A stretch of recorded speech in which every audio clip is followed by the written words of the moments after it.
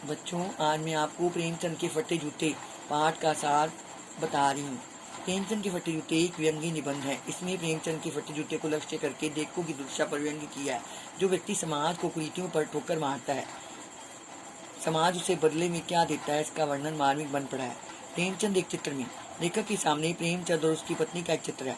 प्रेमचंद कुर्ता धोती पहने हुए है, सिर पर टोपी है, गालों की हड्डियां उभरी हुई हैं, पाँव में कैनवस के जूते हैं जिनकी पतलियां निकल आई हैं, इसलिए वे बेतरतीब बंधे हैं। बाएं जूते में एक बड़ा छेद हो गया है जिससे अंगुली बाहर निकल आई है। लेखक चिंता में। प्रेमचंद के फटे जूते को देखकर लेखक चिंता में पड़ गया। अगर फोटो खिंचाते समय पोशाक का ये हाल है तो वास्तविक जीवन में क्या रहा होगा। परंतु विचार आया कि प्रेमचंद अंदर बाहर की अलग अलग पोशाक पहने रखने वाले इंसान नहीं है। लेखक सोचने लगा कि प्रेमचंद हमारे साहित्यिक पुरखे हैं, फिर भी उन्हें अपने फटे जूते का जरा भी एहसास नहीं है। उनके चेहरे पर बड़ी बेपरवाही और विश्वास है। फोटो में व्यंग्य भरी हंसी। हैरानी की बात यह है कि फोटो में भी प्रेमचंद के चेहरे पर एक व्यंग्य भरी हंसी है। लेखक सोचता है कि प्रेमचंद ने फटे जूते में फोटो खिंचाने से मना क्यों ना कर दिया। फिर लगा कि शायद पत्नी का आग्रह रहा होगा। लेखक प्रेमचंद के दुख को देखकर रोना चाहता है, किंतु प्रेमचंद की आंखों का दर्द उसे रोक देता है।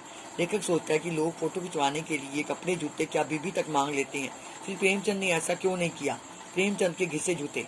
लेखक कहता है कि मेरा जूता भी तो ऊपर से अच्छा दिखता है, किंतु उसका तला घिस गया है। मैं ऊपरी पर्दे का ध्यान रखता हूँ, इसलिए उंगली को बाहर नहीं निकलने देता। मैं फटा जूता पहन कर कभी फोटो नहीं खिंचवाता। प्रेमचंद की व्यंग्य मुस्कान का रहस्य। लेखक सोचता है कि प्रेमचंद की व्यंग्य भरी मुस्कान का रहस्य आखिर क्या है। क्या कोई हादसा हो गया है? क्या किसी होरी का गोदान हो गया था? हल्कू नामक किसान के खेत को नील गाय चर गई, या घीसू का बेटा माधो अपनी पत्नी के कफन को बेचकर खा गया। याद आया भक्त कवि कुंभनदास का जूता भी तो फतेहपुर सीकरी में आने जाने से घिस गया था। जूते फटने का रहस्य।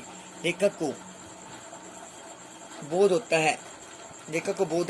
है कि प्रेमचंद जीवन भर किसी कठोर चीज को ठोकर मारते रहे हैं। वे रास्ते में खड़े टीले से बाहर निकलने की बजाय उस पर जूते से ठोकरें मारते रहे हैं। वे समझौता नहीं कर सके। जैसे गोदान का होरी नेम धर्म को नहीं छोड़ सका, वैसे ही प्रेमचंद भी नेम धर्म को नहीं छोड़ सके। नेम धर्म उनके लिए मुक्ति का साधन था।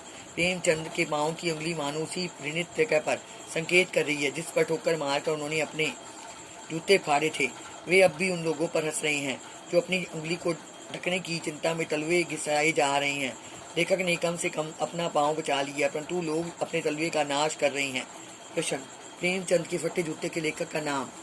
श्री हरिशंकर प्रसाई। कौन फोटो का महत्व नहीं समझता? प्रेमचंद। लेखक की नजर किसके जूते पर अटक गई? मुंशी प्रेमचंद के। प्रेमचंद की आर्थिक दशा कैसी थी? प्रेमचंद की आर्थिक दशा बहुत खराब थी, वे बहुत गरीब थे। कैनवस का क्या अर्थ है? कैनवस का अर्थ है एक प्रकार का मोटा कपड़ा।